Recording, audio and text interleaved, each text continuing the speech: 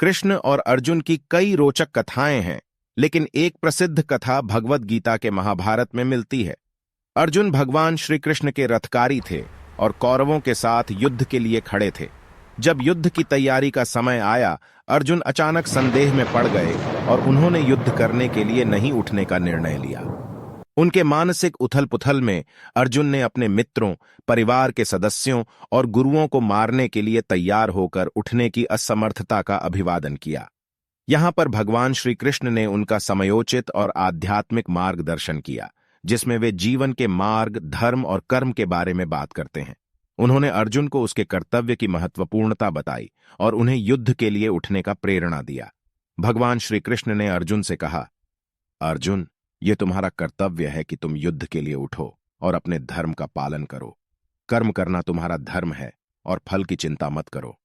अर्जुन ने उत्तर दिया, भगवान, मैं युद्ध करने में संकोच कर रहा हूं, क्योंकि इसके द्वारा मेरे मित्र, रिश्तेदार और गुरु भी मारे जाएंगे। भगवान श्री कृष्ण ने उनसे कहा, अर्जुन, शरीर का यह व्यथित होना सामान्य है। आत्मा शरीर के पारमेश्वर है और वह अजर और अमर है। वे और भी विभिन्न विषयों पर चर्चा करते हैं, जैसे कि जीवन का उद्देश्य, धर्म का महत्व और आत्मा की अमरता।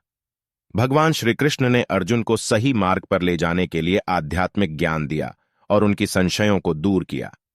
इस उपदेश के बाद अर्जुन ने अपने संकोच को छोड़कर युद्ध के लिए तैयार होकर उठने का निर्णय लिया और उन्होंने महाभारत के महायुद्ध में भाग लिया। यह उपदेश भगवद गीता के पहले अध्याय में आता है और यह जीवन के महत्वपूर्ण प्रश्नों पर भगवान की अद्वितीय वाणी को प्रस्तुत करता है। इस प्रेरणादायक दैवीय वाक्यों के परिणाम स्वरूप अर्जुन ने स्वयं को संभालकर युद्ध के लिए तैयार होकर उठने का निर्णय लिया और उसने युद्ध की मैदान में महाभारत के महायुद्ध में भाग लिया।